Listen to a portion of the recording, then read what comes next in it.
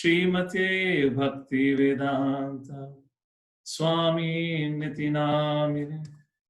नमस्ते सरस्वते देवे गौरवाणी प्रचारिणे निर्विशेष शून्यवादी पाश्चात्य देशतारिणे।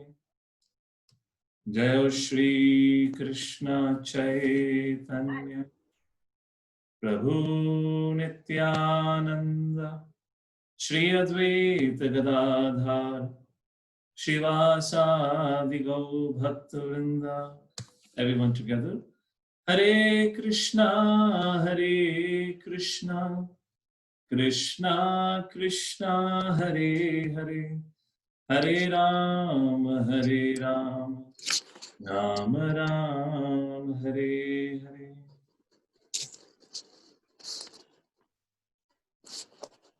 हरे कृष्णा। तो हम आप सभी का आज इस महाभारत के 17वां प्रकरण में स्वागत करते हैं। हम वना पर्व से चर्चा कर रहे हैं। महाभारत का तीसरा पर्व, आदि पर्व, सभा पर्व एंड वना पर्व। और आज के इस एपिसोड में और इस सत्र में हम अर्जुन की वापसी, कैसे अर्जुन इंद्रलोक से वापस धरती पे आता है और कैसे उनका पांडवों से मिलना होता है, उस चीज के बारे में चर्चा करेंगे। Vishwakarma, is the sound okay today? So alright. So Mahabharata की चर्चा शुरू करने से पहले, जैसे कि हम हर बार कृष्ण लीला, भगवान श्री कृष्ण की लीलाओं का भी वर्णन साथ ही साथ कर रहे हैं, तो आज हम कृष्ण लीला से शुरुआत करेंगे। पिछले सत्र में हमने नहीं करा था। पिछले 2 एपिसोड से पहले हमने जो लास्ट लीला भगवान की लीला का वर्णन करा था या चर्चा करा था, वो थी ब्रह्मा विमोहन लीला। आज ब्रह्मा विमोहन लीला के आगे की चर्चा करने वाले हैं। तो उस लीला का चर्चा करने से पहले थोड़ा भगवान की लीलाएं जो है, अलग अलग जो एजेस में भगवान ने अपनी उम्र में लीलाएं करी थी, उसके बारे में सारांश में 2 मिनट उस पर चर्चा करते हैं। भगवान का जो लीलाएं हैं या एक प्रकार से उनका जीवन कहें और पास्ट टाइम्स कहें, नॉट जीवन, जैसे भगवान की जो लीलाएं हैं, they are divided into 4 parts और 4 सेक्शंस। पहला सेक्शन है बाल्य लीला, दूसरा पौगंड लीला, तीसरा कैशोर लीला, यौवन लीला। तो अभी तक बाल्य लीला क्या है? बाल्य लीला है भगवान की 1 साल से लेकर 5 साल, या यहाँ तक कहिए कि 5 साल की उम्र तक जो जो लीलाएं भगवान ने करी हैं, वो बाल्य लीला। ये actually this is a standard classification of a age for anyone. उसी हिसाब से भगवान की लीलाओं को 4 भागों में बांटा गया है। तो 5 साल की तक बाल्यावस्था कहा जाता है। तो उस उम्र में भगवान ने जो जो लीलाएं रची हैं, उसको बाल्य लीला कहा जाता है। तो ये जो ब्रह्मा विमोहन लीला है, ये तो बाल्य लीला की आखिरी लीला है जो सुखदेव गोस्वामी जिसका श्रीमद् भागवतम में वर्णन करते हैं। तो एक बार सारांश में हमने अब तक कौन कौन सी लीलाओं का वर्णन करा है बाल्य लीलाओं में से, उसका एक बार हम एक सारांश में उसको एक बार दोबारा देख लेते हैं। कौन कौन सी लीलाएं आती है, कौन कौन सी लीलाएं सुखदेव गोस्वामी ने श्रीमद् भागवतम में चर्चा करी है। ये संपूर्ण लीलाएं नहीं है, ये कह सकते हैं कि कुछ महत्वपूर्ण लीलाएं हैं, पर भगवान की लीलाएं तो अनलिमिटेड है। सारी लीलाओं का वर्णन नहीं हुआ है क्योंकि परीक्षित महाराज के पास लिमिटेड समय था। तो जो लीलाएं श्रीमद् भागवतम के 10वें स्कंद में जिनका वर्णन करा है सुखदेव गोस्वामी ने, हम उन्हीं लीलाओं को यहाँ पे लिख रहे हैं। सबसे पहली लीला थी पूतना।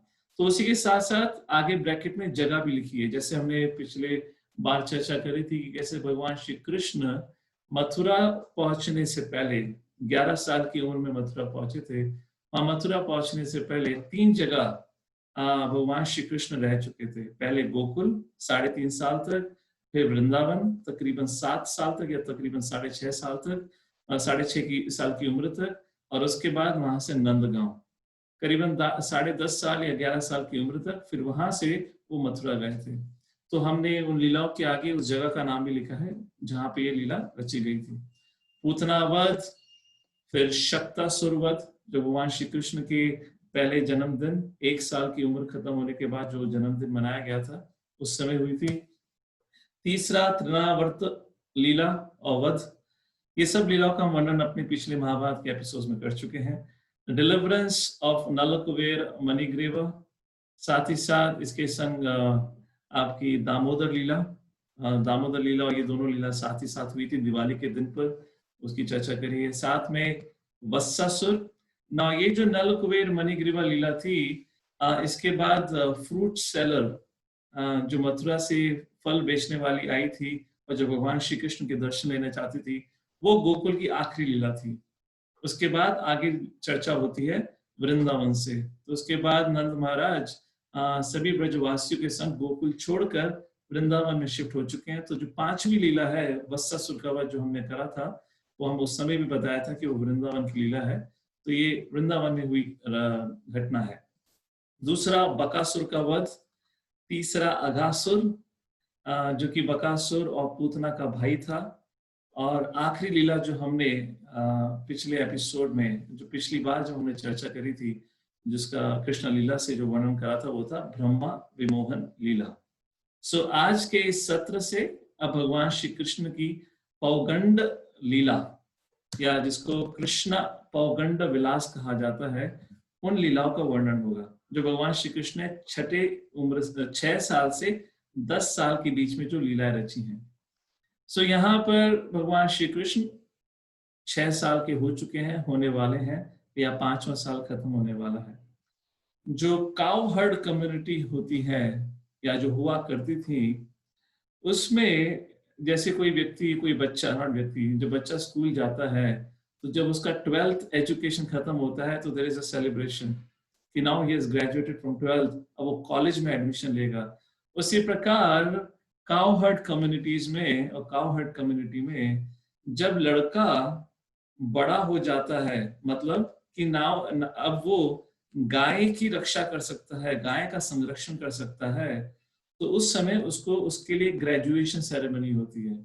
जैसे कि भगवान श्री कृष्ण, बलराम और जितने भी उनके सखे थे, सब बछड़ों की देखभाल किया करते थे और वृंदावन के पास ही जंगलों में भटक कर बछड़ों को घुमाकर वापस लेकर आ जाते थे।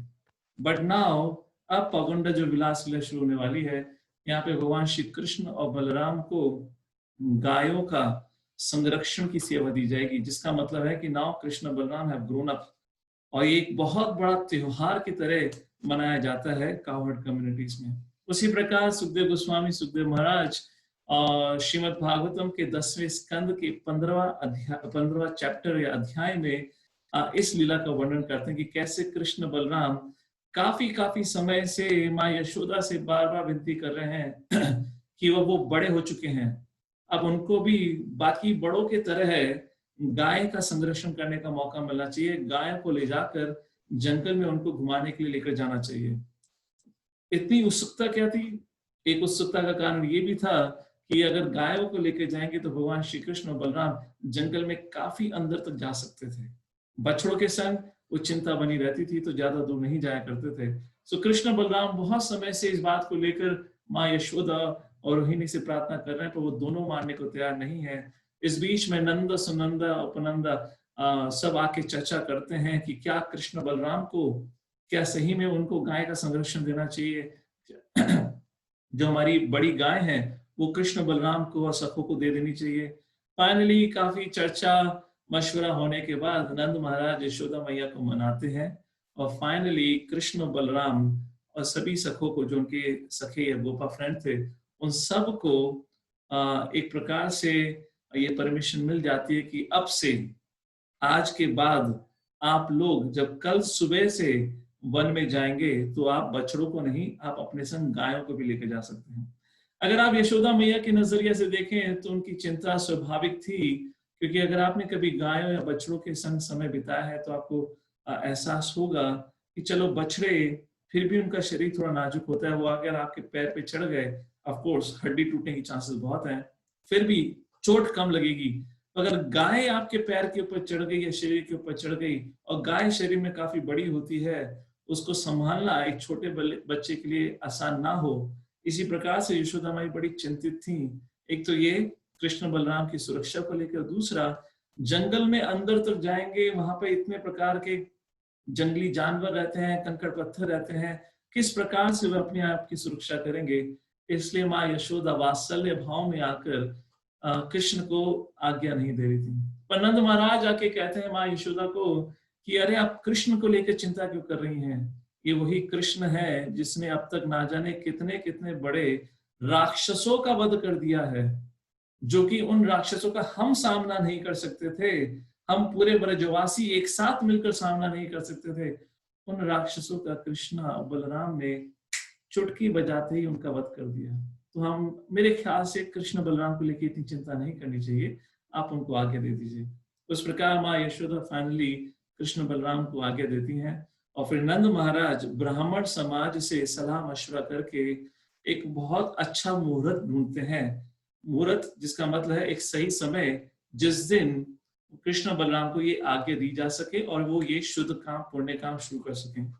तो सलाह मशवरा करके ब्राह्मणों ने कार्तिक महीने का एक बड़ा शुभ दिन चूज करा, और वो आज की तारीख में शुभ दिन जो कार्तिक महीने में हर साल आता है, आज उस दिन को गोपाष्टमी, आज के समय में गोपाष्टमी के नाम से उस दिन को सेलिब्रेट करा जाता है। गोपाष्टमी ये वो दिन है जहां भगवान श्री कृष्ण बलराम जंगल में पहली बार गैया को लेकर गए।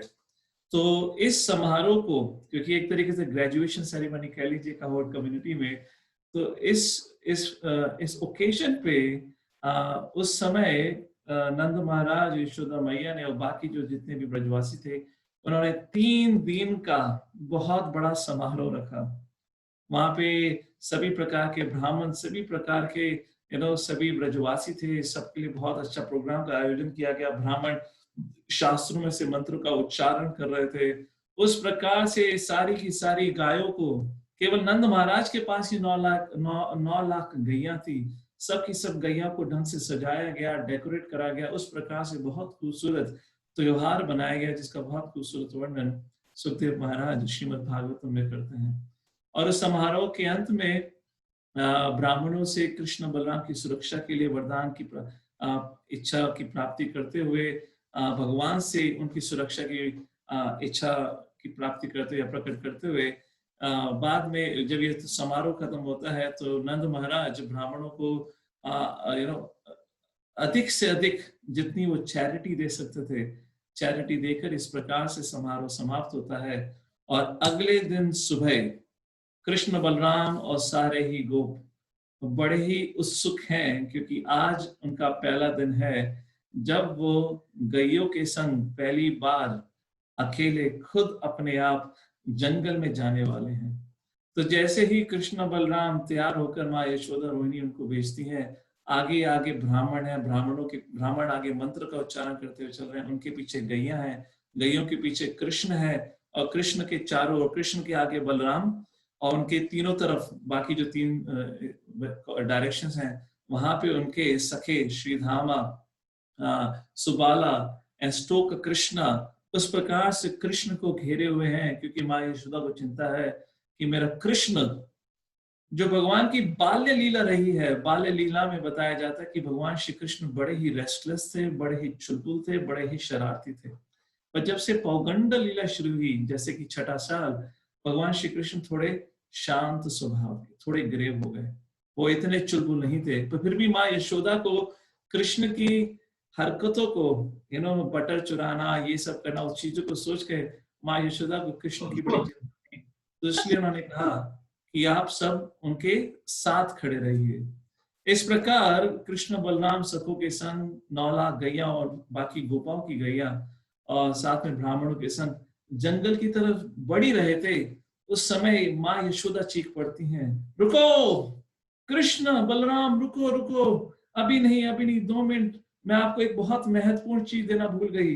और माँ यशोदा और रोहिणी भागती भागती आई और उनके हाथ में कृष्ण और बलराम के लिए अपने हाथों के द्वारा बनाया हुआ बहुत खूबसूरत जूता था, शूज था। कृष्ण ने देखा और पूछा, मैया ये क्या है?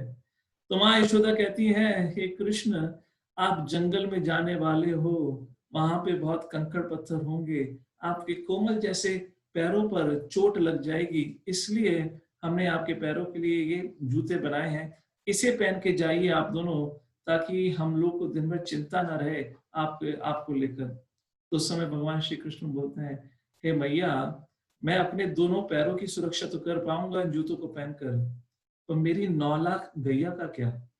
मेरी जो 9 लाख काउज हैं, उनको भी तो चोट लगेगी। अगर आप चाहती हो कि मैं इन जूतों को पहनूं, तो आप मेरे को साथ साथ देने के साथ साथ आप मेरी गायों के लिए भी जूते बनाएं। तो शायद आप लोग कैलकुलेट कर सकते हैं, मनुष्य के 2 पैर हैं, तो you know 1 pair means 2 shoes, और यहाँ 9 लाख गाय हैं, हर गाय के 4 पैर हैं, तो 36 लाख जूते का अरेंजमेंट करना, दैट वाज इम्पॉसिबल। वहां यशोदा ट्राइड कि नहीं कृष्ण, उनके चोट नहीं लगेगी। आप समझिए, भगवान श्री कृष्ण का नहीं, हे मैया मैं ऐसा नहीं कर सकता, ये जो गाय है वो मेरी माता के समान है, और अगर आप मुझे कुछ आराम देना चाहती हैं तो साथ ही साथ आप मेरी गायों के आराम के बारे में भी सोचिए। सो माँ यशोदा कहती हैं, ठीक है कृष्ण, ऑल राइट, आपको जूते नहीं पहनने मत पहनो। फिर वो दूसरे हाथ से निकालती हैं छाता। कृष्ण कम से कम एक छाता तो लेकर जाओ। तो भगवान श्री कृष्ण ने कहा, मैया ये छाता किस लिए? माँ यशोदा ने कहा कि कृष्ण आप जंगल में जाओगे, इतनी घनी धूप होगी, आपको धूप से बचाने के लिए छाता तो रखो, ताकि आपको बीमारी ना हो, परेशानी ना हो किस प्रकार की। तो मैया का, यशोदा माँ का ये वात्सल्य भाव है। तो उस समय कृष्ण बोल पड़ते हैं, हे मैया मैं छाता लेने को तैयार हूं, तो मेरी एक छोटी सी कंडीशन है, मेरी गैया का क्या? मेरी 9 लाख गैया हैं, उनको भी तो गर्मी लगेगी, उनको भी तो धूप लगेगी। अगर आप चाहती हैं कि मैं छाता लूं, तो आप मेरी गैया के लिए भी 9 लाख छाते का अरेंजमेंट कर दीजिए। तो माँ यशोदा चिंता में पड़ गई। अब उन्होंने सोचा कुछ ना कुछ तो ये लड़का माने। तो माँ ने कहा, ठीक है कृष्ण, मैं प्रयत्न करती हूँ। तो उस समय कृष्ण बोल पड़े, हे मैया पर सावधान रहिए, आप 9 लाख अम्ब्रेला या छाता ले आई, पर इस चीज को मत भूलिएगा, मनुष्य होने के कारण मेरे पास 2 हाथ हैं, तो एक हाथ से मैं छाता पकड़ सकता हूँ, पर हमारी जो गाय हैं, भगवान ने उनको हाथ नहीं दिए हैं, उनको सिर्फ पैर दिए हैं, तो वो छाता नहीं पकड़ पाएंगी। अगर आप उनके लिए 9 लाख छाता लाती हैं, तो 9 लाख व्यक्तियों को भी लेकर आइएगा, जो हर गाय के लिए छाता पकड़ के उनके संग चल सके। तो माँ यशोदा ने कहा, ऑलराइट कृष्ण, तुम बिना जूते छाते के संगी जाओ, वही तुम्हारे लिए अच्छा है। And like this beautiful pastime got concluded here.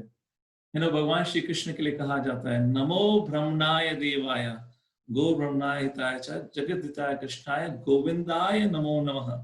भगवान श्री कृष्ण को गाय, ब्राह्मण मतलब भक्त बहुत बहुत प्रिय हैं। सो उसी प्रकार भगवान श्री कृष्ण यहाँ पर अपना प्रेम गायों के प्रति दिखाते हुए बताते हैं मैया को, नहीं, अगर आप गायों का संरक्षण नहीं कर सकते तो मैं वो अपने लिए भी एक्सेप्ट नहीं करूंगा। पर ये कहानी यहाँ खत्म नहीं हुई। जब भगवान श्री कृष्ण गायों को देखकर, गायों की तरफ देखे माँ यशोदा से बात कर रहे थे, तो जितनी भी गायें थी उनको भी समझ आ रहा था क्या चल रहा है। तो बताया जाता है कि सारी की सारी गायों को समझ आ रहा था कि किस प्रकार कृष्ण हमसे इतना अधिक प्रेम करते हैं, और साथ ही साथ सारी गायों को समझ आ रहा था कि कैसे यशोदा कृष्ण से प्रेम करती हैं। और उनकी चिंता का कारण था वृंदावन के जंगल में जो पत्थर, कंकड़ या कांटे होंगे। तो बताया जाता है शास्त्र में किस प्रकार उस दिन जब जंगल से कृष्ण, बलराम और सारी गायें वापस आई, तो शाम को अंधेरे में सारी की सारी ब्रज की गायें ब्रज में जंगल की तरफ चली जाती हैं और निकल जाती हैं बिना किसी को बताए, और अपने पैरों से ब्रज में जितने भी कंकड़ पत्थर थे उनको तोड़ तोड़ कर उनको रेती में बना देते हैं। ये कहानी हिज होलिनेस लोकनाथ महाराज ने एक वृंदावन यात्रा में सुनाई थी। तो बताते हैं किस प्रकार गैया या गायों को भगवान श्री कृष्ण के प्रेम का एहसास था, और वो उनके प्रति रेसिप्रोकेट करना चाहती थी। तो उन्होंने उस रात में जाकर ब्रज के जंगल में, ब्रज भूमि में, हर जंगल में भटक कर जितने भी कंकड़ पत्थर थे, कांटे थे, उनको चूर कर दिया। तो अगले दिन जब सुबह सब उठे और कृष्ण बलराम जंगल में सैर करने के लिए गए गायों के संग, तो जो सारी वृंदावन की भूमि थी वो सब कहते हैं एक रेती जैसी हो गई थी, बड़ी सॉफ्ट। और इस चीज का एहसास आप आज भी कर सकते हैं। जहाँ पे कृष्ण बलराम मंदिर है उस जगह का नाम है रमन रेती। वहां पे आपको मिट्टी नहीं, रेती जैसी मिट्टी नजर आएगी, आप आराम से उस पर चल सकते हैं। बड़ी सॉफ्ट सैंड है, और ये बताया जाता है ब्रज में जहाँ पे भी ये सैंड है, ये हमारे ये गायों के द्वारा जो कंकड़ पत्थर थे उनको तोड़ने के कारण वो रेती बनी थी। इस प्रकार भगवान श्री कृष्ण अब रोजाना गायों के संग जंगल में जाते, अपने दोस्तों के संग समय बिताते। इस प्रकार भगवान श्री कृष्ण अपनी इस प्रकार की नित्य लीला रच रहे थे अपने गोपा और अपने दोस्तों के संग उस प्रकार से। सो एक दिन कृष्ण बलराम और गोपास जमुना के तट बैठे हुए थे। वो मथुरा और गोवर्धन से ज्यादा दूर नहीं थे, उधर ही समीप में एक जगह पर बैठे हुए थे जमुना के तट पर। तो उस समय उनके जो प्रमुख दोस्त थे, सुबाला हो गए या आपके क्या कहते हैं स्तोक कृष्णा इत्यादि, वो कृष्ण बलराम से बोल पड़े, हे कृष्ण बलराम, यहाँ से थोड़ी ही दूरी पर एक तालावन नाम का फॉरेस्ट है, जंगल है। तालावन नाम का जंगल है जहाँ पे पाम ट्रीज हैं, और वहां पे अनेक प्रकार के पाम ट्रीज के साथ साथ अनेक प्रकार के वृक्ष हैं जिन पे बहुत ही रसीले स्वादिष्ट फल उगते हैं। और कृष्ण बलराम, अगर आप ध्यान से हवा को सूंघोगे, उस हवा में जो ये हवा आ रही है, इस हवा में उन फलों की खुशबू है। हमें ये फल खाने हैं कृष्ण बलराम, आप हमारी मदद करिए। तो कृष्ण बलराम ने कहा, भाई तो ठीक है, चलते हैं, अभी प्रॉब्लम क्या है। तो उस समय स्टोक कृष्ण बोल पड़े, नहीं नहीं नहीं नहीं कृष्ण बलराम, वहां पे थोड़ी सी चिंता की बात है। हमने पूछा, क्या हुआ, क्या चिंता की बात है। तो उस समय गोपास बताते हैं कि कैसे वो जो तालावन का जो जंगल है, वन है, वो कंसा का सबसे प्रसिद्ध, सबसे फेवरेट वन है, और वहां की जो फ्रूट्स हैं उस पे सिर्फ कंसा का हक है। इसलिए कंसा ने कहा कि कोई भी व्यक्ति वहां से जाके उसके फलों को ना चुरा सके, इसलिए कंसा ने वहां पे अपने असुरों को बिठा रखा है। और असुरों में सबसे प्रमुख असुर है जिसका नाम है धेनुकासुर, जिसने गधे का रूप ले रखा है, और अपने गधे के रूप में, उस रूप में अपने साथ अनेक असुरों के संग उस जंगल में रहता है। कोई भी व्यक्ति अगर वहां पे जाए, ये जो असुर है ये मनुष्य को भी कच्चा खा जाता है। इसलिए भयभीत होकर इस तालाबन नाम का जो वन है वहां पे कोई भी नहीं जाता। बट हमें पता है कृष्ण बलराम, आप जा सकते हैं। हमने अपनी आंखों से देखा है, बचपन से आपने कितने कितने राक्षसों का वध करा है। हमें पता है कि आप धेनुकासुर का भी वध करेंगे और आज हमें फल खाने का मौका मिलेगा। इसको सुनते ही कृष्ण बलराम बोले, चलो अभी हम चलते हैं उस वन में, और उस वन में जाकर धेनुकासुर राक्षस से हमला करते हैं, इसका वध करते हैं, साथ ही साथ वहां पे जो फल है उन फलों को लाकर आप लोगों में बांटते हैं। सो इस प्रकार कृष्ण बलराम अपने गोपा दोस्तों के संग उस तालाबन की तरफ चल पड़ते हैं। और आज भगवान श्री कृष्ण सोचते हैं कि अब तक जितने भी राक्षस आए इस वृंदावन में, क्योंकि प्रमुख रूप से वो मेरे को मारने के लिए भेजे गए थे, तो मैंने ही उनका सामना करके उनका वध किया। पर ये धेनुकासुर हम में से किसी का वध करने के लिए नहीं भेजा गया है। धेनुकासुर उस वन की रक्षा के लिए रखा गया है। उस वन में कोई जाए तो धेनुकासुर उनका वध करता है। तो आज मैं बलराम जी को मौका देता हूँ, आज बलराम जी को अपनी शक्ति दिखाने का मौका मिलना चाहिए। तो ये जो धेनुकासुर नाम का राक्षस था, या जो गधा था, गधे के रूप में जो असुर था, इसका वध बलराम जी करते हैं। और बड़ी ही दिलचस्प कहानी है। बलराम जी तालाबन में घुसते हैं, और वहां पे जो लगे हुए ट्रीज, ये वृक्ष होते हैं, उनको पकड़ पकड़ के हिलाने लगते हैं, उसपे से फल गिरने लगते हैं, और इसी समय जितने भी गोपास होते हैं उनको उठाकर खा रहे होते हैं। उसी बीच में क्योंकि ये वृक्ष हिले थे, वृक्ष हिलने की आवाज हुई, तो ये धेनुकासुर को पता चल जाता है कि कोई वन में आया हुआ है। धेनुकासुर जैसे गधे आवाज निकालते हैं, in English we said brain, मुझे नहीं पता हिंदी में चिंगारते हुए कैसे हुए, वो ढेचू ढेचू कहते हैं शायद। आई मीन ढेचू ढेचू करता हुआ वो बलराम जी की तरफ दौड़ता है ना। इन गधे सही में गधे होते हैं, और देखा जाए तो बड़ा इंटरेस्टिंग भी होता है इनका हमला करने का। तो बलराम जी को आकर देखता है कि बलराम जी कोई सामने व्यक्ति खड़ा है जिसने कंसा के वन पर हमला करा है, उसके फल चुराने का प्रयत्न करा है। तो धेनुकासुर सोचता है आज यही मांगे। तो उस प्रकार धेनुकासुर बलराम जी को क्रोध से देखता हुआ बलराम जी की तरफ दौड़ता है, पूरी ताकत से दौड़ता है। और जैसे ही बलराम जी के पास पहुंचता है, ब्रेक लगाता है, रुकता है, मुड़ता है और अपने पीछे की जो दो पैर है, लेग्स, उससे बलराम जी की चेस्ट पर पूरी शक्ति से वार करता है। बलराम जी 1 इंच नहीं हिलते। तो धेनुकासुर, हरे कृष्णा,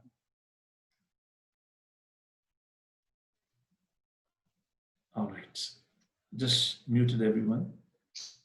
बट धेनुकासुर क्योंकि बलराम जी की चेस्ट पे हमला करता है, उस फोर्स के कारण धेनुकासुर काफी दूर तक जाकर फिसल जाता है।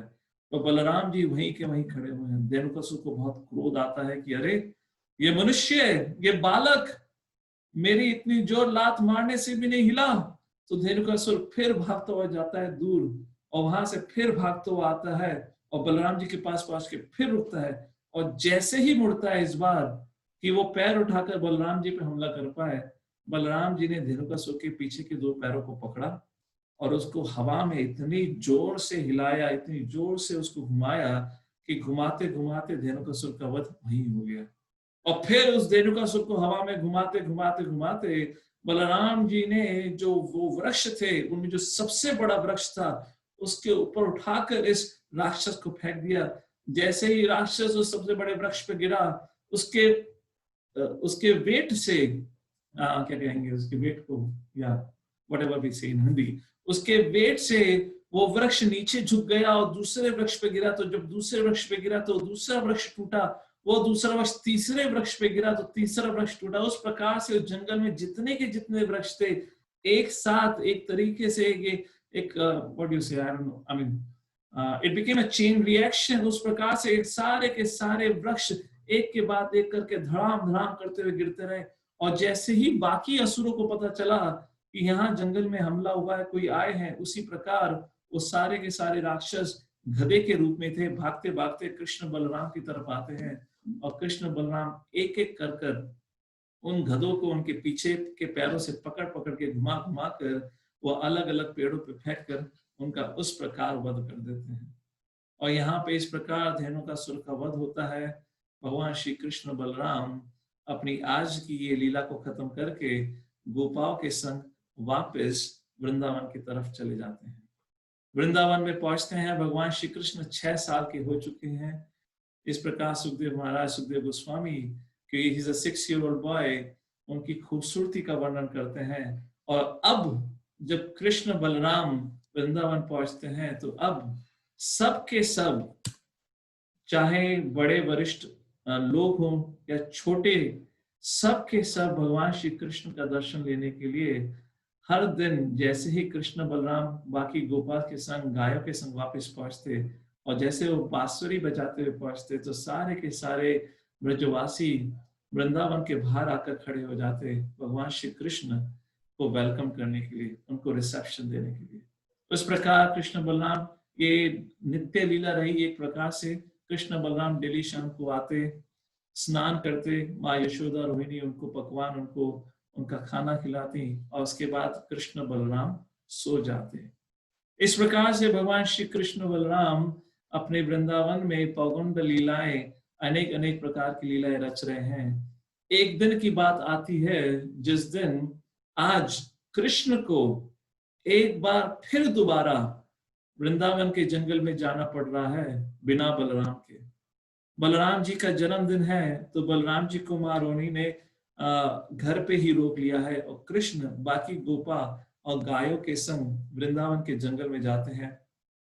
बहुत गर्मी का मौसम है, कड़ी धूप है। उस धूप के कारण सारी गायों को बहुत प्यास लग रही है। तो भ्रमण करते हुए जैसे ही यमुना के तट पे पहुंचते हैं तो वैसे ही सारी की सारी गायें यमुना के पानी के अंदर उतर जाती हैं और उसका पानी पीने लगती हैं। उसी प्रकार सारे के सारे गोपा भी बड़े प्यासे थे तो गायों के पीछे वो भी दौड़ पड़ते हैं और वो भी यमुना के तट पे जाके पानी पीने लगते हैं।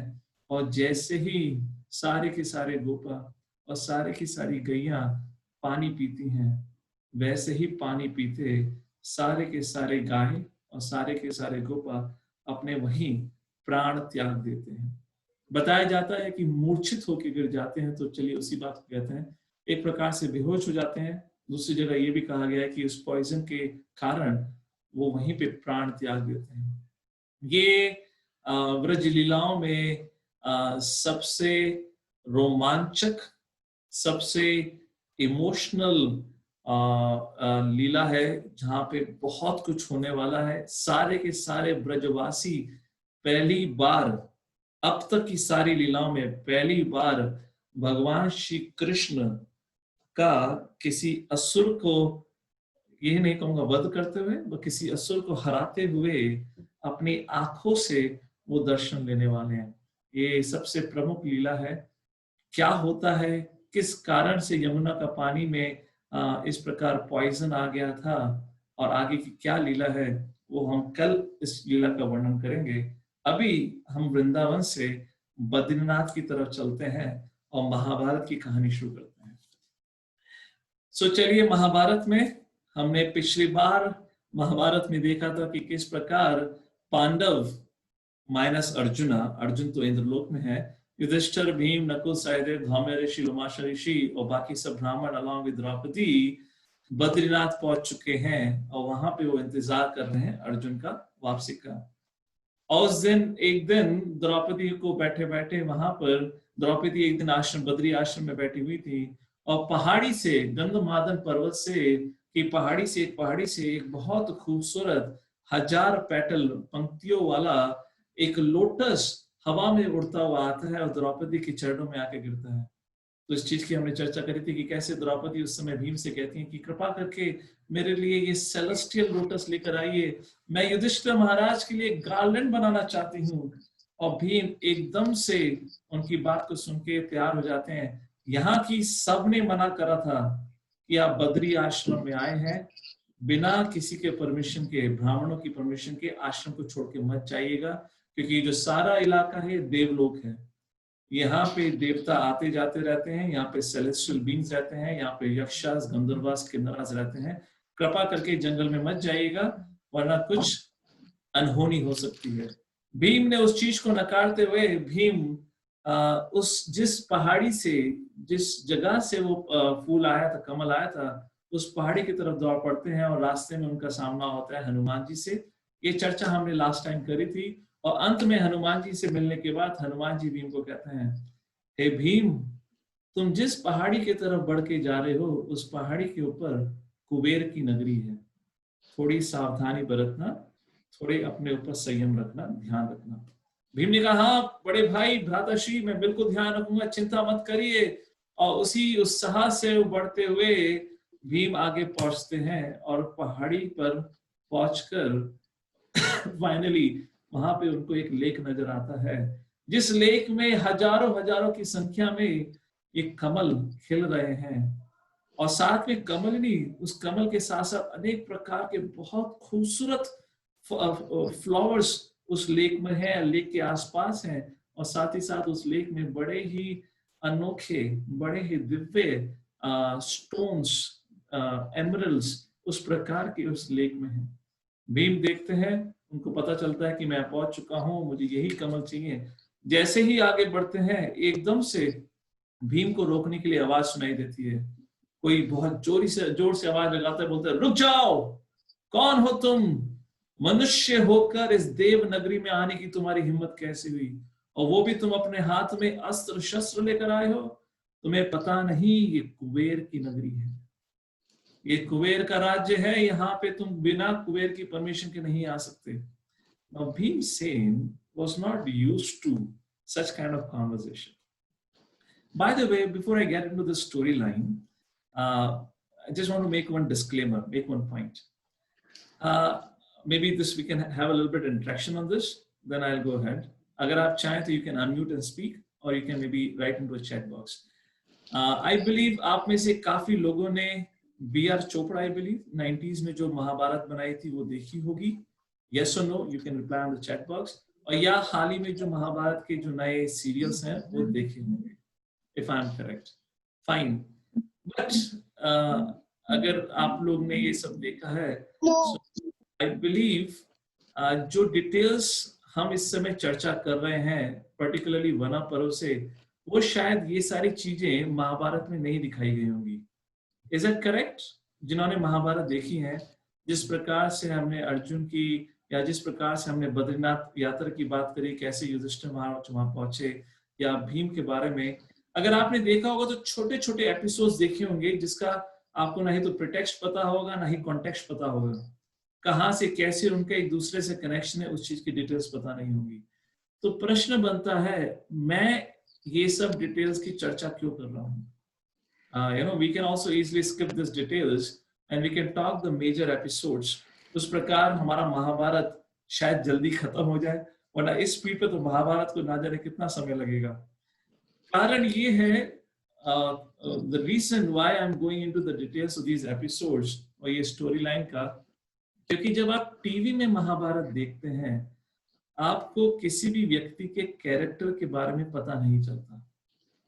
अगर आप टीवी में महाभारत देखेंगे तो आपको नहीं पता कि युधिष्ठिर महाराज एक्चुअली उनका जो कैरेक्टर था वो किस प्रकार का था, या भीम थे तो किस प्रकार का कैरेक्टर था, या अर्जुन था, व्हाट पर्टिकुलर कैरेक्टर और ट्रेट्स दीज पर्सनालिटीज हैड। आप जो टीवी सीरियल में देखते हैं या शायद कुछ किताबों में पढ़ेंगे, आपको वहां पे जब मोटी मोटी कहानियों का वर्णन होता है तो उस कहानी में जो उस व्यक्ति का जो एक स्वभाव निकल कर आता है, उस बेसिस पे आप उस व्यक्ति को जज करते हैं, सोचते हैं कि व्यक्ति ऐसा होगा या वैसा होगा। जैसे कि काफी लोग कुरुक्षेत्र की युद्ध को लेकर कहते हैं युधिष्ठिर महाराज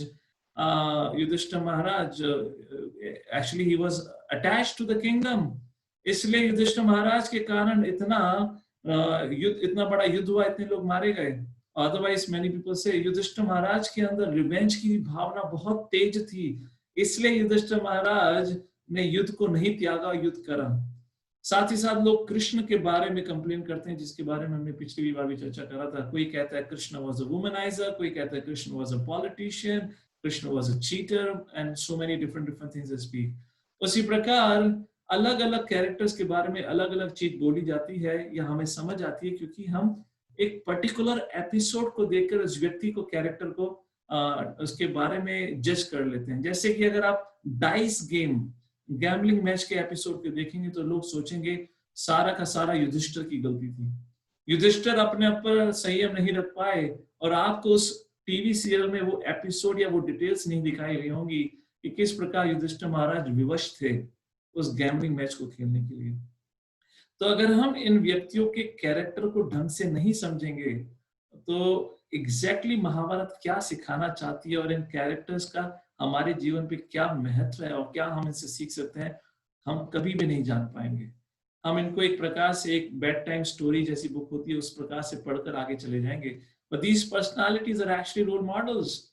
जैसे कि हमने युधिष्ठिर महाराज के बारे में पिछले एक एपिसोड में चर्चा करी थी कि कैसे द्रौपदी एक दिन उन पर क्रोधित हो जाती है और कहती है कि जब से आप वन में आए हो आप इतने सुख और शांति से जीवन व्यतीत कर रहे हो जैसे हमें कभी राज्य हस्तिनापुर या इंद्रप्रस्थ वापिस ही नहीं जाना, लगता है आपने आपके ऊपर हमारे ऊपर हुए सारे अपमानों को बुला दिया है। And actually it was fact. Yudhishthir Maharaj was so happy। और उस समय हम उस एपिसोड की चर्चा कर रहे थे तो we were discussing कि युधिष्ठिर महाराज को राज गद्दी या राजा बनने के प्रति कोई आसक्ति नहीं थी, क्योंकि क्षत्रिय कुल में उनका जन्म हुआ था, पांडवों में सबसे वरिष्ठ थे, तो एक धर्म के अनुसार, एक ड्यूटी के अनुसार वो राजा बनना चाहते थे, वरना उनका राज गद्दी या किसी प्रकार का एडमिनिस्ट्रेशन करने की इच्छा नहीं थी। अपने कर्म के अनुसार उनके अंदर ब्राह्मण गुण सबसे सर्वश्रेष्ठ था और ब्राह्मणों का संग इसलिए उनको बहुत पसंद था।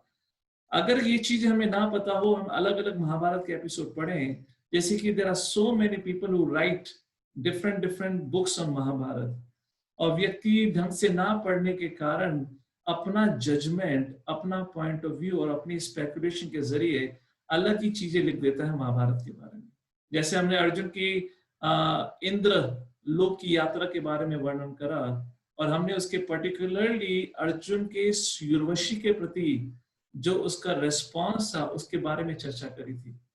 I mean, it's a very important thing to understand Arjun का कैरेक्टर क्या था, और उस कैरेक्टर के साथ हमने चर्चा करी थी कि अर्जुन का कैरेक्टर इतना सर्वश्रेष्ठ था, और वो अर्जुन अगर कहता है कि कृष्ण भगवान है, तो जो लोग कहते हैं कि Krishna was a womaniser is a totally wrong thing.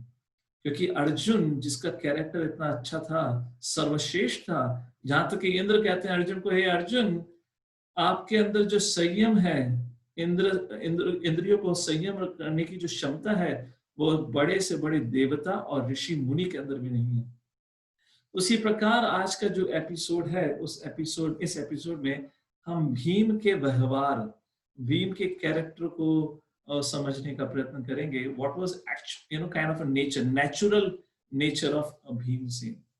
तो यहाँ पर भीमसेन पहुंच जाते हैं कुबेर की नगरी में, और कुबेर के जो सैनिक होते हैं भीम को रोकते हैं।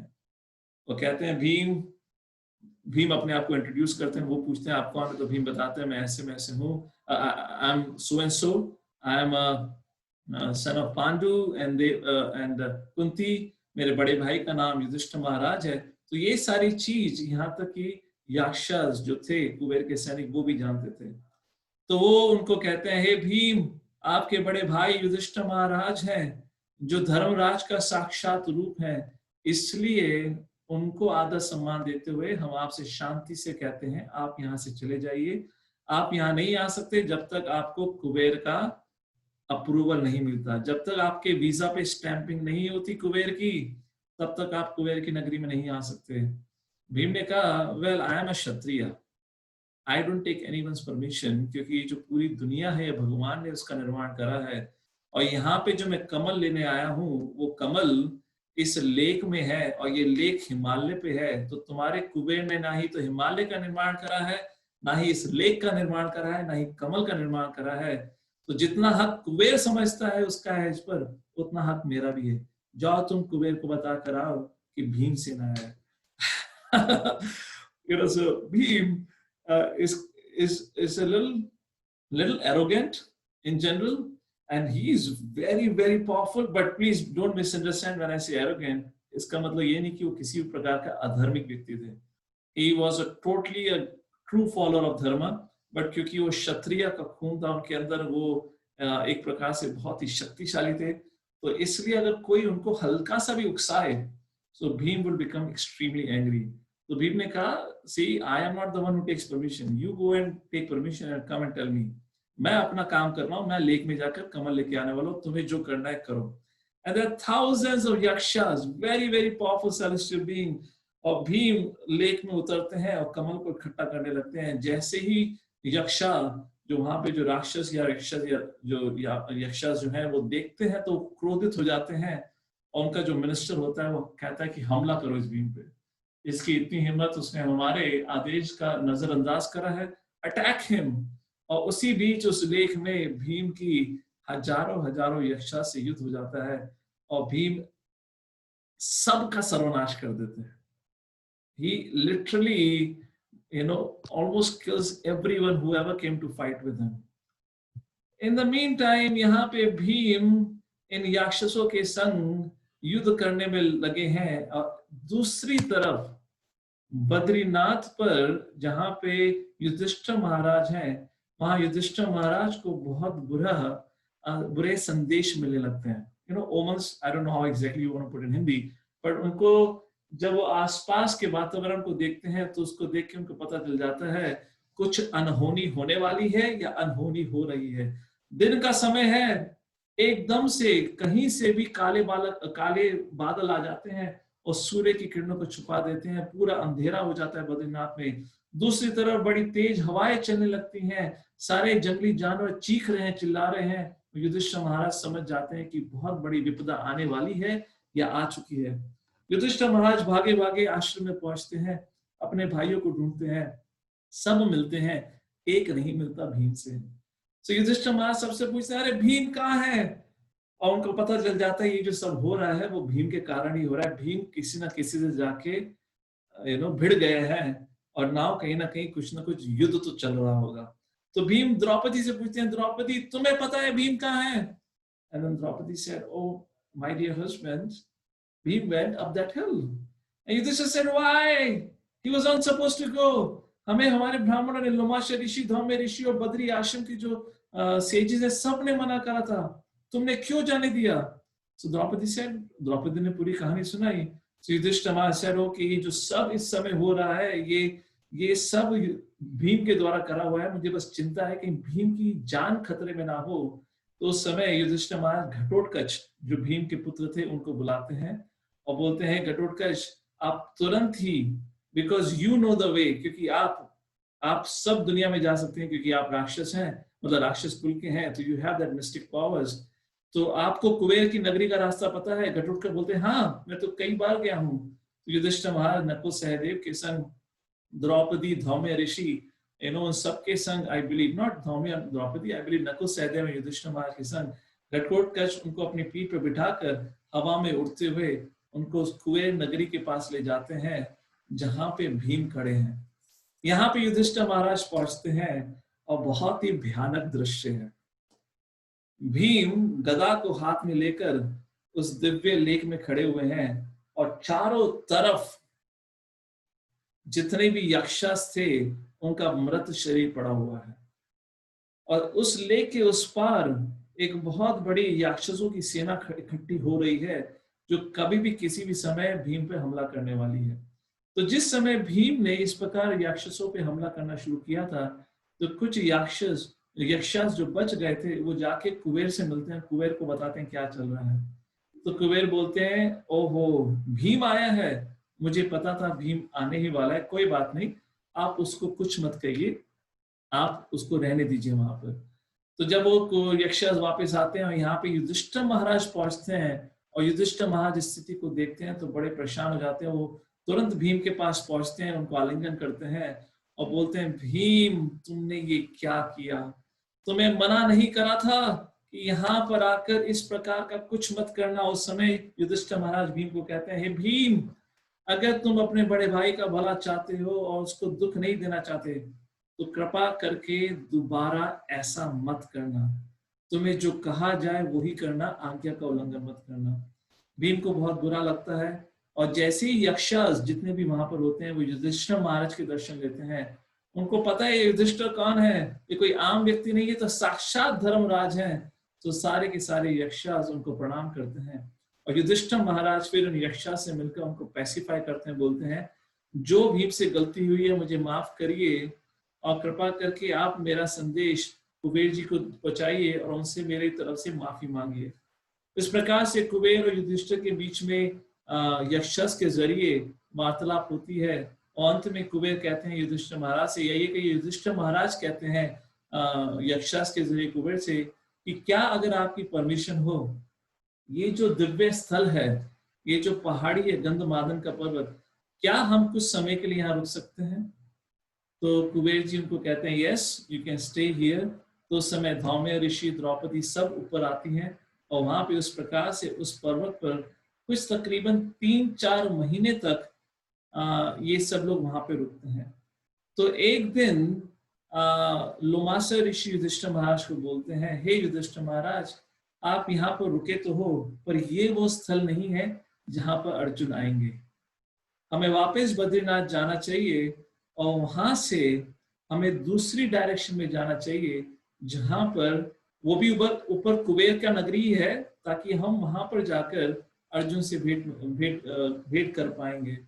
सो फिर ये गंधमादन पर्वत का जो एक हिल होता है जहां पर कुबेर की नगरी होती है, तो वहां से सभी पांडव, द्रौपदी, धौम्य ऋषि, लोमासा ऋषि सब नीचे उतर के बद्रीनाथ वापस पहुंचते हैं। तो बद्रीनाथ या बद्री आश्रम में रुके हुए हैं। कुछ दिनों की बात है कि एक दिन भीम और घटोत्कच दोनों बद्री आश्रम में नहीं होते, वो पास के जंगल में भ्रमण करने के लिए गए होते हैं। तो उस समय पांडवों के संग, जैसे मैंने बताया, पांडवों के संग काफी सेवक भी थे उनके और ऋषियों का एक झुंड भी था। उन्हीं ब्राह्मणों और ऋषियों के झुंड में एक राक्षस ब्राह्मण का रूप बनाकर हरिद्वार से पांडवों के संग चलता चलता बद्रीनाथ पहुंचा था और वो तब से वेट कर रहा था उस समय का कि तब कब भीम और घटोत्कच दोनों यहाँ आश्रम से दूर हो और द्रौपदी अकेली हो। सो ये जो राक्षस जिसका नाम था जटासुर, जो ब्राह्मण के रूप में था, वो द्रौपदी को अगवा करना चाहता था। और जैसे ही उसको मौका मिला कि भीम और घटोत्कच दोनों नहीं है, इस राक्षस ने जो ब्राह्मण का रूप था, मायावी रूप अपना रखा था, उसने अपना असली रूप धारण करा। एक हाथ में द्रौपदी को पकड़ा, दूसरे हाथ में नकुल, सहदेव, युधिष्ठिर महाराज को पकड़ा, और साथ ही साथ उनके अस्त्र शस्त्र थे उनको भी उठाया और भागना शुरू हो गया। युधिष्ठिर महाराज शाब्द, और युधिष्ठिर महाराज ने बोला, अरे जटासुर, तुम ये क्या कर रहे हो? तुम्हें ब्राह्मण समझ के हमने तुम्हारा संरक्षण करा, और तुम अपने ही मास्टर को धोखा दे रहे हो। तुम्हें पता नहीं भीम और घटोत्कच को जैसे ही पता चलेगा तुम्हारी क्या कंडीशन होगी। तो इस प्रकार से लीला आगे चलती है, मैं ज्यादा डिटेल्स में नहीं जाऊंगा। सारांश में यही होता है, भीम और घटोत्कच को पता चलता है कि कैसे जटासुर ने द्रौपदी और युधिष्ठिर और नकुल सहदेव को अगवा कर लिया है, और भीम दौड़ते दौड़ते फाइनली जटासुर से मिलते हैं, जटासुर से युद्ध करते हैं, और अंत में जटासुर की हत्या कर देते हैं। उस प्रकार ये छोटी सी एक लीला आती है। ऐसी साइड स्टोरीज तो बहुत सारी हैं। और यहाँ पे वापस फिर सब बद्री आश्रम में रह रहे होते हैं। उस समय बस कुछ ही समय बचा है, अर्जुन अब कभी भी वापस पहुंचने वाले होंगे। तो उस समय लोमासा ऋषि कहते हैं, चलिए हमें आगे चलना चाहिए, बद्रीनाथ के भी आगे। अब हम आगे बढ़ेंगे और पहुंचेंगे ऋषि वृषपर्वा की मोनेस्ट्री, जो बद्रीनाथ से भी आगे, कहीं ऊपर ऊंचाई पर पहाड़ियों पर स्थित है। चलिए हम वहां चलते हैं और आगे की चर्चा वहां करेंगे। इस प्रकार हमारे क्या कहते हैं, पांडव, द्रौपदी, धौम्य ऋषि, लोमासा ऋषि, जो बद्री आश्रम में थे, लोमासा ऋषि इन सबको लेते हुए वृषपर्वा के मोनेस्ट्री में पहुंचते हैं। सो मेरे स्टडी के अनुसार, ये महाभारत में एक्सप्लिसिटली नहीं मेंशन है, और मेरी अंडरस्टैंडिंग के अनुसार पांडवों के वन में 6 साल बीत चुके हैं। This is the 6th year of their 12 years of वनवास, जहां पे लोमासा ऋषि उनको लेके वृषपर्वा के मोनेस्ट्री में पहुंचते हैं।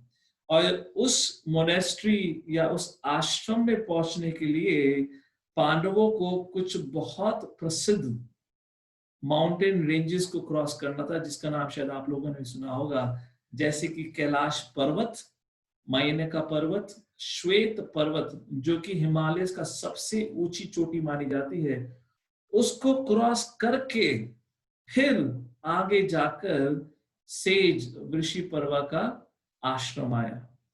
फिर वहां जब पांडव पहुंचते हैं, जिस पहाड़ी पर, जो कि श्वेत पर्वत के भी आगे थी, ऊपर थी, उस पर्वत पे जब फाइनली वो पहुंचते हैं, उस जगह पे पहुंच के पांडवों को, युधिष्ठिर महाराज, सबको ऐसा लगा जैसे कि स्वर्ग में आ गए हैं।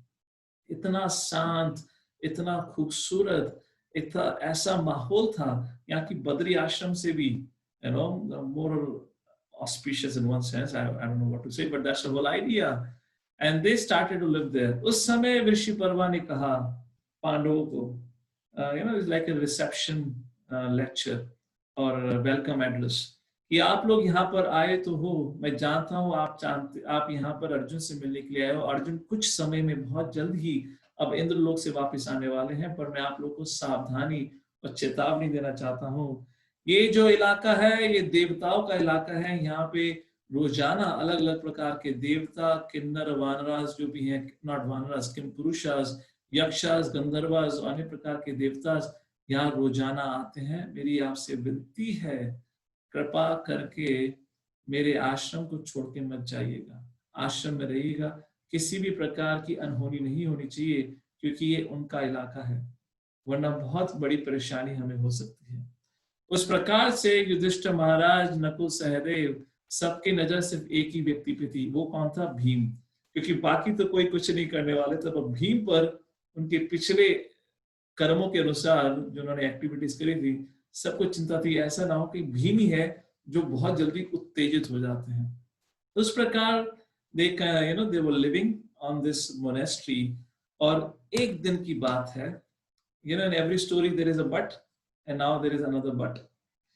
फिर ऐसे ही एक दिन द्रौपदी वृषपर्वा के आश्रम में बैठी हैं, और उस पर्वत के ऊपर, you know, when you have mountains there are more bigger mountains, तो दूसरे पहाड़ी से एक दिन बहुत सारे सेलेस्टियल फ्लावर्स हवा में, बद्री आश्रम में तो एक कमल आया था, इस बार बहुत सारे सेलेस्टियल फ्लावर्स उड़ते हुए आते हैं, और साथ ही साथ उनकी सुगंध, जैसे ही द्रौपदी उनको देखती हैं, उनकी सुगंध को सुनती हैं, when she smelled the fragrance, she became very disturbed.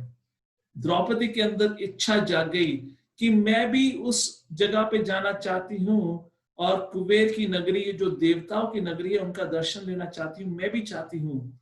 So then, now who would fulfill her desire? Because सख्त मना करा गया था कि आप आश्रम को छोड़ के मत जाइएगा. So Draupadi once again came to Bhima and she began to cry. मेरा अर्जुन कहाँ है?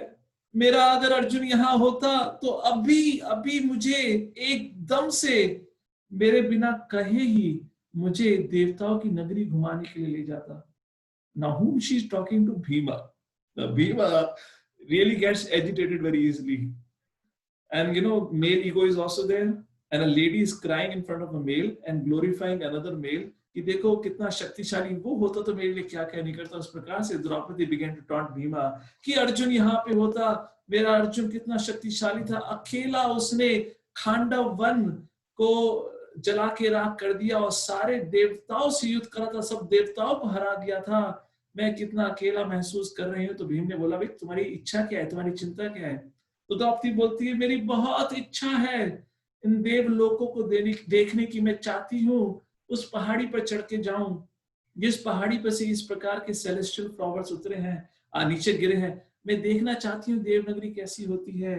बट अगर अर्जुन होता तो मेरी इच्छा बिल्कुल पूर्ण कर देता. अब पता नहीं कौन अर्जुन की जगह मेरी इच्छा पूरी कर सकता है. You know, it's like a husband wife kind of a conversation. She is taunting Bhima. Bhim एकदम से क्रोधित हो जाते हैं. भीम बोलते हैं, द्रौपदी तुम्हारा मतलब क्या है? क्या मैं हूं नहीं क्या? मैं अभी जाता हूं, अभी रास्ता ढूंढ कर आता हूं, अभी इन देवताओं को हरा कर आता हूं और फिर तुम्हें वहां ले जाता हूं, अभी चिंता मत करो. तो इस प्रकार भीम को उत्तेजित करते हुए भीम बिना इधर उधर कुछ देखे नहीं और क्रोध में आके सब कुछ भूल चुके हैं. युधिष्ठिर महाराज, लोमासा, धौम्य ऋषि सब ने क्या कहा था उनको, अपनी गदा उठाते हैं और पर्वत की तरफ बढ़ पड़ते हैं. Now this particular mountain was really tall and vertical. तो उसको ऐसे दौड़कर चढ़ना पॉसिबल नहीं था, आसानी से ट्रैकिंग नहीं करी जा सकती थी. तो भीम बड़े चिंता में आए, इस पर्वत पे चढ़ूं तो मैं कैसे चढ़ूं, जो कि बहुत बड़ा पर्वत था. फाइनली उनको समझ आया कि इस पर मैं ट्रैकिंग तो नहीं कर सकता, पर मुझे इस पे रॉक क्लाइंबिंग जैसा रॉक क्लाइंबिंग करके चढ़ना पड़ेगा. उस प्रकार से भीम फाइनली उस पर्वत पर एक प्रकार से रॉक क्लाइंबिंग करते हुए चढ़ते हैं और उस पर्वत के ऊपर पहुंचते हैं.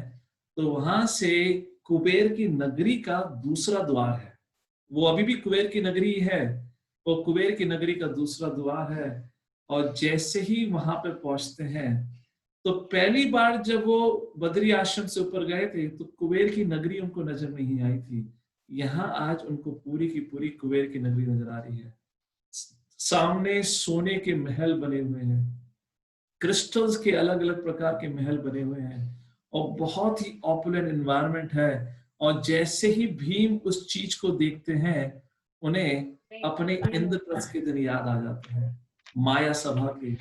इस प्रकार से युधिष्ठिर महाराज, उनके बड़े भाई के पास भी इस प्रकार का सारा सुख संबंध था, और कैसे दुर्योधन, शकुनी और कर्ण ने धोखा देके उनसे सब छीन लिया और द्रौपदी के संग बुरा हुआ. इस प्रकार से उनके सारी की सारी पहले जो पहले उनके संग जो कुकर्म किए गए थे, जो उनको दुख दिया गया था, वो सारा का सारा उनको याद आया था. जिस कारण भीम, जो ऑलरेडी शॉर्ट टेम्पर्ड व्यक्ति है, उस समय Bhim becomes extremely angry. He takes out his conch and he blows his conch, जिसका मतलब कि युद्ध करने के लिए तैयार हो जाओ. Now Bhim is completely angry. He forgot and he declares war on the Kuvera's army of that place because Bhim is not allowed to come there. Bhima blows his conch और जैसे ही वो अपना शंख बजाते हैं, जितने भी यक्षस और राक्षस वहां होते हैं एकदम से परेशान हो जाते हैं, अरे यहाँ कौन आ गया. और जैसे देखते हैं कि एक मनुष्य वहां खड़ा है, सब के सब भीम पर एक साथ हमला बोल देते हैं. और यहाँ पे भीम अपने धनुष और बाढ़ से एक के बाद एक इस प्रकार से युद्ध कर रहे हैं जिसके कारण हजारों हजारों की संख्या में यक्षसस का वध हो जाता है। तो यक्षा के जो या कुबेर के जो कमांडर इन चीफ होते हैं आर्मी के, मणिमान, जो बहुत ही शक्तिशाली जो देव हैं, उनको जब पता चलता है तो वो भीम से युद्ध करने आते हैं। लंबी स्टोरी को मैं सारांश में ही बताता हूँ। भीम और मणिमान का बहुत भयानक युद्ध होता है। भीम का उनसे युद्ध जीतना एक अगर मनुष्य की नजर से देखा जाए तो इम्पॉसिबल था, पर भीम किसी मनुष्य के पुत्र नहीं थे, भीम वायु देवता के पुत्र थे। तो भीम मणिमान को हरा देते हैं और उनका वध कर देते हैं। जब मणिमान का वध होता है तो जितने भी सेना में जो जितने भी सैनिक और योद्धा होते हैं देखते हैं कि उनके मंत्री, उनके कमांडर का वध हो गया, तो सारे के सारे घबरा के वहां से दौड़ पड़ते हैं। वो वापस भागते भागते कुबेर को बताते हैं कि किस प्रकार से एक मनुष्य ने आकर यहाँ पे हमला कर दिया है और उसने मणिमान की मृत्यु कर दी है। कुबेर को बड़ा क्रोध आता है और कुबेर अपने रथ को लेकर भीम पर हमला कर देते हैं। इस बीच में दोनों तरफ से शंख बज रहे हैं और यहाँ तो कुबेर की पूरी आर्मी आ रही है। तो पूरा का पूरा कोलाहल मचा हुआ है पर्वत पे, जोर जोर से चीखने चिल्लाने की आवाज आ रही है और नीचे आश्रम में ये सब तहलका सुनाई दे रहा है। युधिष्ठिर महाराज फिर चिंतित हो जाते हैं, फिर काउंटिंग शुरू करते हैं, सबसे छोटा, उससे बड़ा, अरे उससे बड़ा कहाँ है, भीम कहाँ है, भीम अभी भी नजर नहीं आ रहा। फिर भागे भागे द्रौपदी से जाते हैं, द्रौपदी से पूछते हैं भीम कहाँ है। द्रौपदी कहती है ओ भीम, वो तो उस पहाड़ी पर गए हैं। And Yudhishthir Maharaj like what is going on, मैंने मना करा था फिर भीम ने ऐसा करा। तो फिर वो घटोत्कच को बुलाते हैं, घटोत्कच की मदद से नकुल सहदेव के संग फिर इस पर्वत पे जब पहुंचते हैं, now Yudhishthir Maharaj is shocked. There is a complete battlefield there, जहाँ hundreds and thousands of soldiers and warriors have died. Bhim खुद बुरी तरीके से इंजर्ड हो चुके हैं, उनके शरीर के हर कोने से खून बह रहा है और यहाँ भीम अकेले खड़े हुए हैं, उनके सामने बहुत विशाल आर्मी है। युधिष्ठिर महाराज वहां पहुंचते हैं, भीम को फिर गला लगाते हैं, फिर भीम से बोलते हैं भीम तुम क्यों बार बार ऐसा करते हो, तुमने इस बार कुबेर को सही में क्रोधित कर दिया है, अब तो कुबेर हमें सही में दंड देगा। इस बीच में कुबेर अपने रथ पर बैठकर पांडवों की तरफ या भीम की तरफ जाते हैं बड़े क्रोधित होकर। और यहाँ पर युधिष्ठिर महाराज, जो मैंने टेक्स्ट लिखा वो यही है, युधिष्ठिर महाराज फिर भीम को डांटते हैं कि तुमने ऐसा क्यों करा। तो यहाँ पे जब कुबेर पहुंचते हैं तो युधिष्ठिर महाराज, क्योंकि युधिष्ठिर महाराज पहुंच चुके हैं, तो युधिष्ठिर महाराज भीम और नकुल और सहदेव को कहते हैं जैसे ही कुबेर हमारे सामने आए वो सही में बहुत क्रोधित होंगे, आप सब लोग मेरे पीछे जमीन पर गिर के उनको दंडवत प्रणाम करिएगा ताकि उनका क्रोध थोड़ा शांत हो जाए और हम उनसे माफी मांगने की याचना करेंगे। अगर हमसे प्रसन्न हुए तो माफ करेंगे, वरना हम सबको दंड मिलेगा ही मिलेगा। इस प्रकार जैसे ही कुबेर उनके सामने आते हैं, युधिष्ठिर महाराज और नकुल सहदेव भीम ऐसा ही करते हैं और जैसे ही वो उठते हैं तो देखते हैं कुबेर के चेहरे पे मुस्कुराहट है। तो युधिष्ठिर महाराज को लगता है कि शायद कुबेर का गुस्सा शांत हो गया है। तो कुबेर उस समय बोलते हैं हे युधिष्ठिर महाराज चिंता मत करिए, मैं भीम से बिल्कुल भी क्रोधित नहीं हूँ। मैं जानता हूँ भीम ने मेरे सबसे बड़े योद्धा मणिमान की हत्या करी है, पर मणिमान की डेस्टिनी में ही लिखा हुआ था, क्योंकि मणिमान को पहले एक समय पे श्राप मिला था कि उसका वध मनुष्य के रूप में हो, मनुष्य के द्वारा उसका वध होगा। और जब उसका वध होगा वो ऑलरेडी लिखा हुआ था। तो उस समय युधिष्ठिर महाराज पूछते हैं हमारे कुबेर से कि क्या हुआ था, किसने ये श्राप दिया था। तो कुबेर युधिष्ठिर महाराज को बताते हैं कि कैसे एक बार अगस्त्य मुनि तपस्या में लीन थे और ये मणिमान जो बहुत घमंडी हो गया था अपनी शक्ति के कारण, तो मणिमान उस ऋषि के पास से जा रहे थे और जब उस मणिमान ने उस ऋषि को आंख बंद करके ध्यान मुद्रा में देखा तो उस मणिमान ने उस ऋषि अगस्त्य मुनि के ऊपर थूक दिया और जैसे ही वो थूक उनके सिर पर गिरा, अगस्त्य मुनि ने अपनी आंखें खोली और क्रोध में आकर मणिमान को श्राप दे दिया कि तुम्हारी हत्या एक मनुष्य के हाथों होगी। उसी श्राप के फल तुम्हारा भाई भीम मणिमान की हत्या कर पाया, वरना भीम की क्षमता नहीं थी या क्षमता नहीं है किसी देव का हत्या कर सके। उस प्रकार कुबेर युधिष्ठिर महाराज को या युधिष्ठिर महाराज कुबेर से बात करके वो मामला वहीं पे शांत होता है। और उस समय युधिष्ठिर महाराज कुबेर से, उस समय कुबेर बोलते हैं युधिष्ठिर महाराज अगर आप चाहो तो आप सब लोग यहीं पे कुछ समय के लिए रुक सकते हैं, क्योंकि अर्जुन बहुत जल्द यहीं पर आने वाला है, तो आप उससे भेंट कर सकते हैं। और जब कुबेर वहां से जा रहे होते हैं तो कुबेर भीम की तरफ आखिरी बार मुड़कर देखते हैं और भीम से कहते हैं, या युधिष्ठिर महाराज को भीम के बारे में कहते हैं, हे युधिष्ठिर महाराज, मैं आपको एक चेतावनी देके जा रहा हूं, अपने इस भाई भीम पर थोड़ा संयम रखना सीखिए और उसको समझाइए टॉलरेंस की इंपॉर्टेंस क्या है। अगर वो इस प्रकार उत्तेजित होकर इस प्रकार से वो हरकतें करेगा तो आगे जाकर आप सबके ऊपर बहुत बहुत बड़ा संकट आने वाला है। और ऐसा ही हुआ, आगे जाकर पांडवों के ऊपर भीम की इस रैशनेस के कारण एक बहुत बड़ा संकट आता है। इस बीच में यहाँ पर सब पांडव, द्रौपदी, लोमासा, धौम्य ऋषि कुबेर की नगरी में आते हैं और वहां पे रहने लगते हैं। और सिर्फ 7 ही दिन बीते थे और 7वें दिन पर उन्हें स्वर्ग से एक बहुत ही दिव्य रथ नीचे उतरता हुआ नजर आता है, जिस रथ पे बैठे होते हैं Arjun.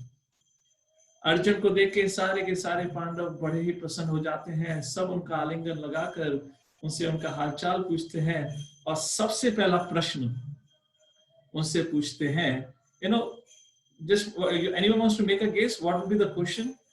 To give you an example, जब कोई व्यक्ति, कोई किसी का सगा संबंधी अमेरिका में सबसे पहली बार घूमकर आता है और आप में से कोई भी लोग कभी विदेश ना गए हो और जब वो घर पे आता है तो सबसे पहले क्या पूछते हैं, अरे तुम्हारी विदेश की यात्रा कैसी थी, क्या क्या देखा विदेश में। उसी प्रकार सारे भाई, द्रौपदी, सब लोग बड़े उत्तेजित हैं, उत्सुक हैं अर्जुन से पूछने के लिए कि उसने 5 साल के लिए इंद्रलोक में क्या करा, क्या क्या सीखा, किन किन से मिला, सब कुछ बताइए। उस प्रकार जो हमने पिछले एपिसोड में अर्जुन के इंद्रलोक के बारे में वर्णन करा था, उनके उस स्टे के बारे में, उस प्रकार अर्जुन सब कुछ डिटेल्स में बताते हैं पांडवों को, युधिष्ठिर और सबको, किस प्रकार उन्होंने क्या क्या वहां पे करा। और अंत में बताते हैं कि जब उनकी शिक्षा पूरी हो गई तो इंद्र ने उनसे गुरु दीक्षा के रूप, गुरु क्या कहते हैं, दान के रूप में, नॉट गुरु दान, sorry, in terms of as a charity, to please the guru, जिसने उनको शिक्षा दी है, उस रूप में उन्होंने, हरे Krishna, Guru Dakshina. I'm sorry. There is a kirtan going on nearby, so I was getting distracted. Yes, Guru Dakshina. गुरु दक्षिणा के रूप में अर्जुन से बोला कि आप जाइए और देवताओं के 2 दुश्मन हैं, असुर, जो बहुत शक्तिशाली हो गए हैं, उनका वध करके आइए। और साथ ही साथ अर्जुन, आपने जितनी भी दिव्य अस्त्र सीखे हैं उनको आपको यूज करने का मौका मिल जाएगा। उस प्रकार अर्जुन सभी को विस्तार में किस प्रकार वो युद्ध हुआ, क्या क्या कैसे लड़े, किन किन अस्त्रों का उपयोग करा, सब कुछ बताते हैं। I am not going to go into details of any of those things. वो सारी डिटेल्स सुनाते हैं। जब डिटेल्स सुना के खत्म करते हैं तो युधिष्ठिर महाराज बड़े उत्सुक होकर बोलते हैं, अर्जुन, क्या हमें भी वो दिव्य अस्त्र आप दिखा सकते हो? हम भी बड़े एक्साइटेड हैं उन दिव्य अस्त्रों को देखने के लिए जो जो तुमने सीखे हैं, जो जो पाए हैं। Now this question is but an obvious question. Yudhishthir Maharaj is a Kshatriya, they love weapons. और यहाँ अर्जुन को सेलेस्टियल वेपन्स मिले हैं और उस सेलेस्टियल वेपन्स का उपयोग करके उसने ऑलरेडी 2 बहुत बड़े असुर और उनकी सेनाओं को ध्वंस करा है। तो युधिष्ठिर महाराज वाज वेरी ईगर।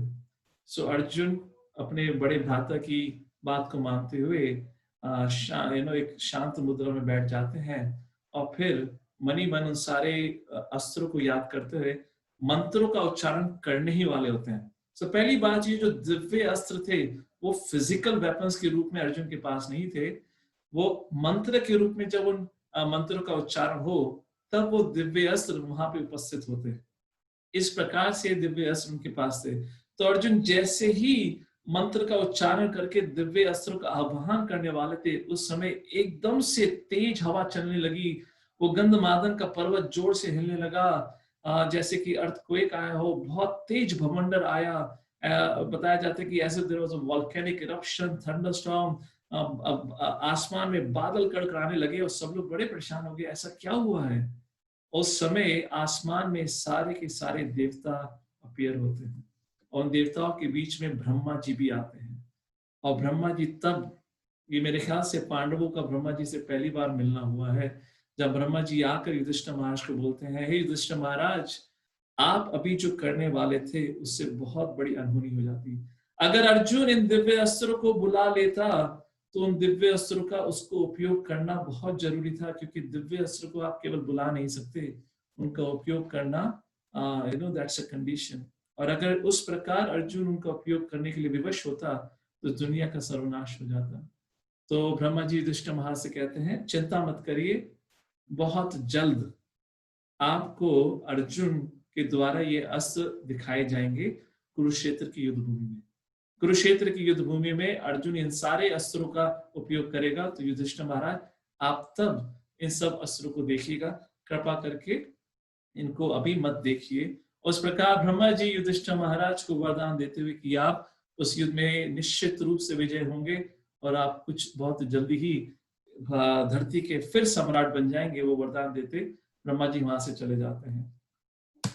इस प्रकार पांडव उस गंधमादन पर्वत की चोटी पर तकरीबन अगले 4 सालों तक रहते हैं, जिसका मतलब है कि उनके वनवास का 11 साल पूरा हो चुका है और 12वां साल आखिरी साल बचा है, उसके बाद अज्ञातवास शुरू होने वाला है।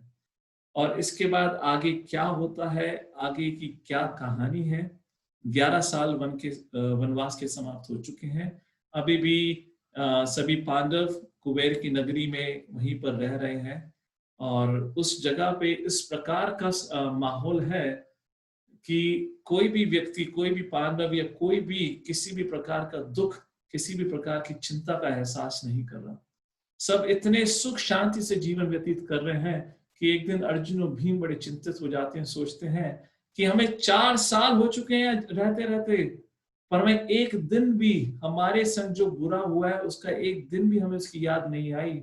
अगर हम इस प्रकार यहाँ जीवन व्यतीत करते रहे तो हो सकता है हमने जो प्रतिज्ञाएं ली हैं, जैसे भीम ने प्रतिज्ञा ली थी दुशासन का वध करने की, और कहते हैं धृतराष्ट्र के 100 पुत्रों की वध करने की, अर्जुन ने प्रतिज्ञा ली थी कर्ण का वध करने की, हम अपनी प्रतिज्ञाओं को पूर्ण नहीं कर पाएंगे।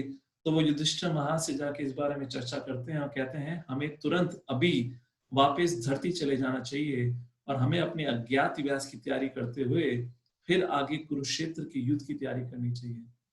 इस प्रकार युधिष्ठिर महाराज उनकी बात को मानते हुए 4 साल वहां रहने के बाद, मतलब 11 साल के वनवास के बाद, सभी पांडव धौम्य ऋषि द्रौपदी के संग वापस बद्रीनाथ उतर के पहुंचते हैं।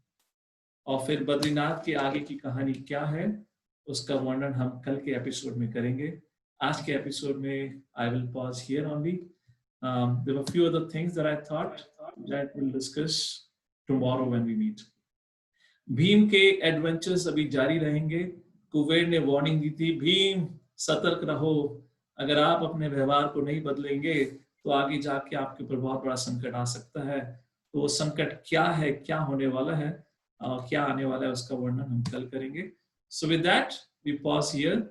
सो आज के सत्र में पांडवों के 12 साल के वनवास में 11 साल का वनवास खत्म हो चुका है, 1 साल का वनवास बचा है। उसके बाद वन पर्व खत्म हो जाएगा, उसके बाद चौथा पर्व शुरू होगा जिसका नाम है विराट पर्व। उस विराट पर्व में पांडवों के 1 साल का अज्ञातवास का वर्णन है।